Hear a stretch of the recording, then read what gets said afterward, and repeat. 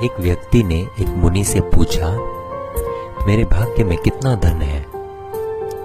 मुनि ने जवाब में कहा, 1 रुपया रोज तुम्हारे भाग्य में है। व्यक्ति बहुत खुश रहने लगा।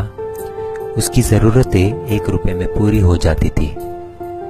एक दिन उसके मित्र ने कहा, मैं तुम्हारे सादगी जीवन और खुशी देखकर बहुत प्रभावित हुआ हूँ और अपनी बहन की शादी तुमसे करवाना चाहता हूँ।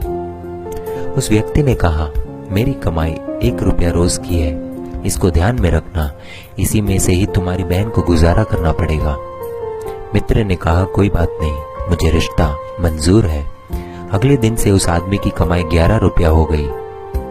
उसने मुनि को बुलाया और कहा, हे मुनिवर, मेरे भाग्य में 1 रुपया लिखा है, फिर 11 रुपए क्यों मिल रहे हैं? मुनि ने जवाब में पूछा, तुम्हारा किसी से रिश्ता या सगाई हुई है क्या? उस व्यक्ति ने जवाब में कहा, हाँ हुई है। मुनि ने कहा, तो यह तुमको 10 रुपए उसके भाग्य के मिल रहे हैं, इसको जोड़ना शुरू करो, तुम्हारे विवाह में काम आएंगे।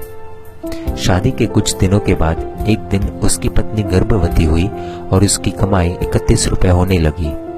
फिर उसने मुनि को बुलाया और कहा, हे मुनिवर, मेरी और मेरी पत्नी के भाग्य के 11 रुपए मिल रहे थे, लेकिन अभी 31 रुपए क्यों मिल रहे हैं? क्या मैं कोई अपराध कर रहा हूँ? मुनिवर ने कहा, यह तेरे पुत्र के भाग्य के 20 रुपए मिल रहे हैं। हर मनुष्य को उसका भाग्य मिलता है।